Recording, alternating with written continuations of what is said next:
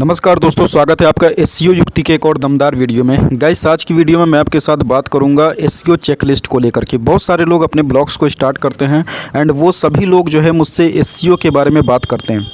अब वो लोग पूछते हैं कि आखिरकार एसईओ के पर्सपेक्टिव से मुझे क्या चीज़ें ध्यान देनी चाहिए अपनी साइट पर जब वो कंटेंट्स को लिखते हैं। तो मैं आपको बता दूं कि इसमें मैं 3 पार्ट्स में डिस्कस करूंगा चीज़ों को।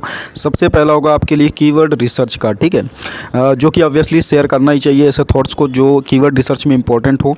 एंड दूसरा है गाइस आपके हेडलाइंस को लेकर के। एंड तीसरा आपके कंटेंट्स में क्या करना चाहिए आपको, जो कि एसईओ के पर्सपेक्टिव से आपके लिए अच्छा रहे। ठीक है, मैं आपको बता दूं कि ये वीडियो शॉर्ट है, लेकिन जितनी भी चीज़ें आपको बताई जाएंगी सारी की सारी चीज़ों पर मेरा एक डेडिकेटेड जो है वीडियो ऑलरेडी बना हुआ है। ठीक है, प्रैक्टिकल वीडियो मैंने ऑलरेडी बना दिया है, चाहे वो कीवर्ड रिसर्च का हो, चाहे वो हेडलाइंस का हो, फिर वो चाहे आपका कंटेंट्स का हो। ठीक है, मैंने सारी चीज़ें बना दी हैं, लेकिन मैं उसको समराइज करके इस वीडियो में बताने वाला हूं। तो ये वीडियो आपके लिए काफ़ी इंपॉर्टेंट होगी। अगर आप चैनल पर पहली बार हैं तो सब्सक्राइब करके जाना, शेयर करना इस वीडियो को एंड वीडियो को लाइक ज़रूर करना। चलिए शुरू करते हैं गाइस। इस पार्ट में मैं सबसे पहले बात करूँगा कीवर्ड रिसर्च के लिए। कीवर्ड रिसर्च जितना ही सिंपल है उतना ही ज़्यादा इंपॉर्टेंट भी है। ठीक है, सिंपल मैं इसलिए बोल रहा हूँ क्योंकि दोस्तों अगर आपको एक बार पता चल जाता है कि मुझे क्या चीज़ें देखना है, क्या चीज़ें इंपॉर्टेंट है मेरे लिए रिसर्च करना, तो आपको जो है कीवर्ड रिसर्च भी सिंपल लगता है। ठीक है, और बहुत सारे लोगों के लिए इतना ही ज़्यादा सिंपल है कि उनको पता भी नहीं कि लिखना क्या है। ठीक है, कीवर्ड निकाल के उस पर कुछ भी आर्टिकल्स लिख दिए जाते हैं एंड उनको लगता है कि उन्होंने परफेक्ट कीवर्ड रिसर्च किया है और उनके आर्टिकल सब रैंक ही रैंक होंगे। ठीक है, ऐसा कुछ भी नहीं है, आपके कीवर्ड रिसर्च में ही प्रॉब्लम होती है, अदरवाइज आपका आर्टिकल तो रैंक हो ही जाएगा। ठीक है, अब कीवर्ड रिसर्च के लिए बहुत सारे लोग फ्री टूल्स का यूज़ करते हैं। मैं बात करूँगा कि अगर आपको यूज करना है तो आप प्लीज़ सेमरस का जरूर यूज करो, क्योंकि मैं सेमरस को बार बार रिकमेंड करता हूँ। सेमरस में आपको पूरा ओवरव्यू मिल जाता है, कीवर्ड का पूरा डिटेल मिल जाता है और उसके कीवर्ड्स पे मैं बहुत ज़्यादा रैंक करता हूँ, इसीलिए मैं उसके कीवर्ड्स को सजेस्ट करता हूँ। ठीक है, तो अगर आपके पास सेमरस महंगा पड़ रहा है, आपको उसका इंडिविजुअल प्लान लेना, तो प्लीज़ आप ग्रुप एसईओ टूल से बाई कर लो किसी, या फिर कहीं जाकर के आप बाई कर लो जहाँ से वो आपको सस्ते में मिल जाए। ठीक है, आपको सेमरस मिल जाएगा। आरएफ तो फिलहाल आपको ज़्यादा महंगा मिलने वाला है। तो सेमरस का डेटा आपको यूज करना है गाइस। एक मेन कीवर्ड निकालने के बाद उससे रिलेटेड आपको जो है सेमरस बहुत सारे कीवर्ड्स को जो है आपको दिखा देता है। ठीक है, जब आप कीवर्ड ओवरव्यू में देखेंगे तो आपका जो मेन कीवर्ड होगा उससे रिलेटेड कीवर्ड्स होते हैं, उसके बाद उसके कीवर्ड वेरिएशंस को भी दिखाता है, इवन क्वेश्चंस को भी दिखा देता है कि इस पे क्वेश्चंस क्या पूछे गए हैं। ठीक है, तो इसका मतलब कीवर्ड निकालने के लिए सेमरस आपके लिए परफेक्ट है। अपने एक मेन कीवर्ड को निकालना है, उसके बाद आप उसका ओवरव्यू पूरा देख सकते हैं और आपको सारे रिलेटेड कीवर्ड्स मिल जाएंगे। रिलेटेड कीवर्ड्स की बात करूंगा तो आपको 4 to 5 कीवर्ड्स रिलेटेड वाले लेने चाहिए। उन कीवर्ड्स का भी आप यूज कर सकते हो जिसको आप लेटेंट सिमेटिक कीवर्ड्स बोलते हो, यानी कि आपका जो मेन कीवर्ड है उसको सपोर्ट करने के लिए कुछ ऐसे कीवर्ड्स होते हैं या फिर उसके अलग अलग तरीके से कुछ और चीज़ें पूछी जाती हैं जिसको आपको अपने ब्लॉग में इंक्लूड करना है। उसी को बोलते हैं गाइस कीवर्ड का जो रिलेटेड कीवर्ड्स होते हैं। इसके आसपास जो कीवर्ड्स होते हैं उसके ऊपर भी आपको अपने ब्लॉग में कंटेंट को पब्लिश करना होता है। अब मैं आपको बताता हूँ गाइस कि अगर आप इस तरह से अपने कंटेंट को पब्लिश करते हो तो ये ऑप्टिमाइज्ड कंटेंट होता है। अब तीसरा चीज़ ये है गाइस कि आपका कीवर्ड आपको ध्यान देना है कि कितने वर्ड्स का होना चाहिए। ठीक है, मैंने उसमें कीवर्ड का जब मैंने सेमरस के जरिए सेमरस ट्यूटोरियल मैंने जब शेयर किया था तो मैंने उसमें उसके सारे एडवांस फीचर्स को भी शेयर किया था कि आपको कितने वर्ड्स का कीवर्ड लेना चाहिए और कैसा कीवर्ड लेना चाहिए, इसके बारे में भी मैंने डिस्कस किया था। मैं आप सभी लोगों को बोलूँगा कि कीवर्ड रिसर्च का पूरा फुल ट्यूटोरियल आप जाकर के सेमरस पे चेक कर लो, मैंने उसका वीडियो बना दिया है। आप यूट्यूब पे सर्च करेंगे सेमरस ट्यूटोरियल बाय एसईओ युक्ति, आपको दिख जाएगा। ठीक है, सेमरस से कीवर्ड निकालने के बाद अब आपका जो है फाइनल डिसीजन आता है गाइस कि आपको जो है कीवर्ड्स के ऊपर देखना है कि कितना कंपटीशन है। ठीक है, अभी मैं सिर्फ कीवर्ड की ही बात कर रहा हूँ, अभी मैं दूसरे पार्ट में नहीं गया हूँ जिसका नाम है हेडलाइन। अभी मैं कीवर्ड का बात कर रहा हूँ जिसमें आपको देखना है कंपटीशन। कंपटीशन इसलिए इंपॉर्टेंट है क्योंकि अगर आप कॉम्पिटिटिव कीवर्ड को ले लेते हो तो आपको रैंक नहीं होना है। ठीक है, जैसे मैं आपको बताऊँ कि कोई कीवर्ड आपने उठा लिया कि how to make money online without investment.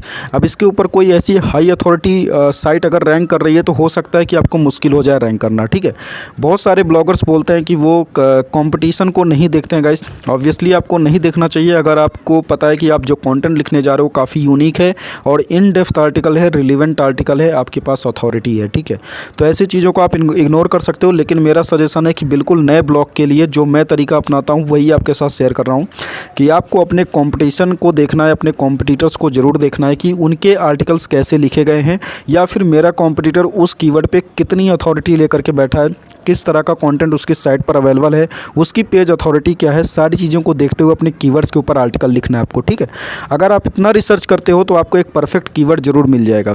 और इस परफेक्ट कीवर्ड पे अब बात आती है आर्टिकल को लिखने की। ठीक है, जिसमें सबसे पहला जो इंपॉर्टेंट चीज़ होता है गाइस वो हेडलाइन होता है। अब मैं दूसरे पार्ट पे बात कर रहा हूँ जिसका नाम है हेडलाइन। ठीक है, हेडलाइन इसलिए इंपॉर्टेंट है क्योंकि आपका जो मेटा डिस्क्रिप्शन होता है आपके कंटेंट में, जो कि मैं कंटेंट के फेज में डिस्कस करूँगा, आपका मेटा डिस्क्रिप्शन एंड आपका हेडलाइन, यही दो चीज़ें आपको जो है गूगल में दिखती हैं। ठीक है, कि कोई भी बंदा आपकी साइट पे क्लिक करेगा तो मेटा डिस्क्रिप्शन और हेडलाइन देख के ही वो बंदा क्लिक करता है।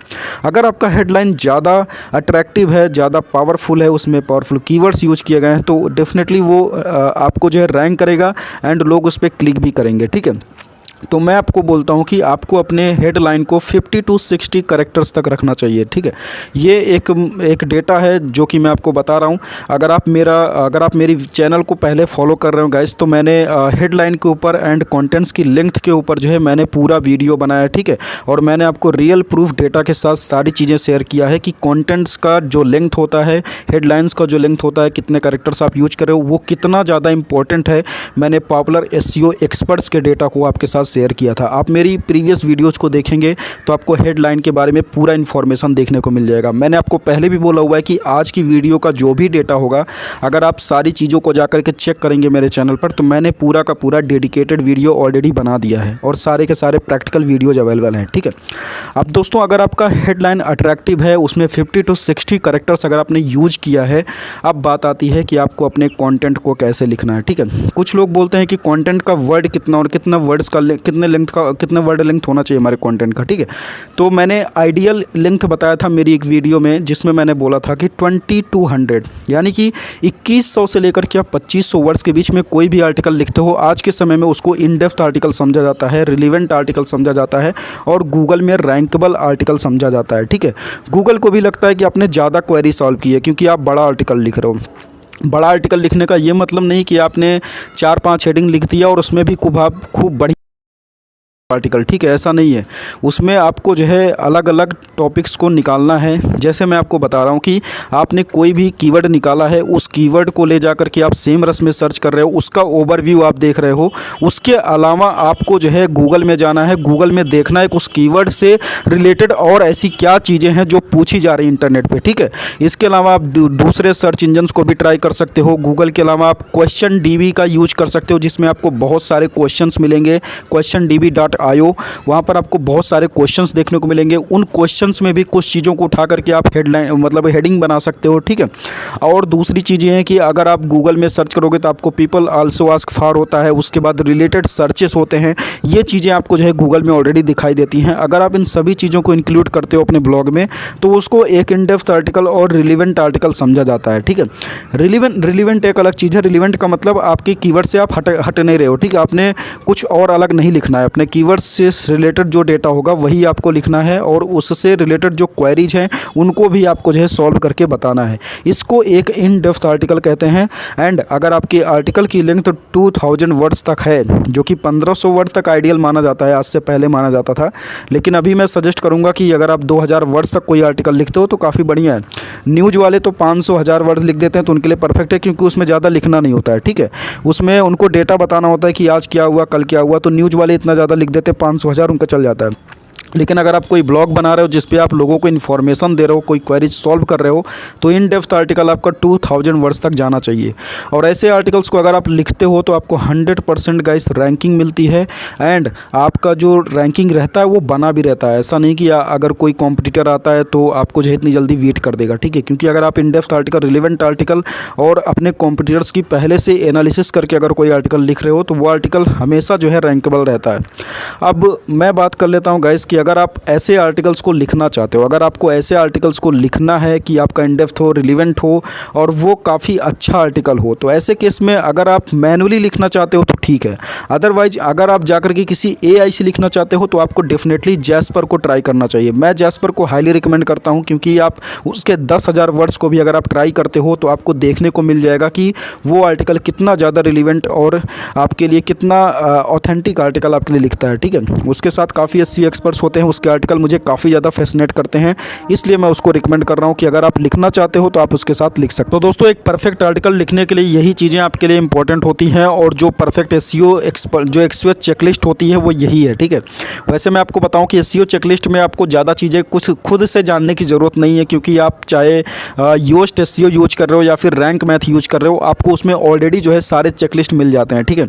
अगर आप उनके ग्रीन कर देते हो उनके पॉइंट्स के जरिए, तो आप डेफिनेटली उनके एसईओ के जरिए आप रैंक हो सकते हो, क्योंकि उनका जो चेकलिस्ट होता है वो कुल मिला के गाइस एक अच्छा चेकलिस्ट पॉइंट होता है। क्योंकि अगर आप रैंक मैथ को 90 तक लेके जा रहे हो स्कोर, तो इसका मतलब है कि आपने बहुत अच्छा एसईओ कर दिया अपनी साइट पर, ऑन पेज एसईओ, ठीक है।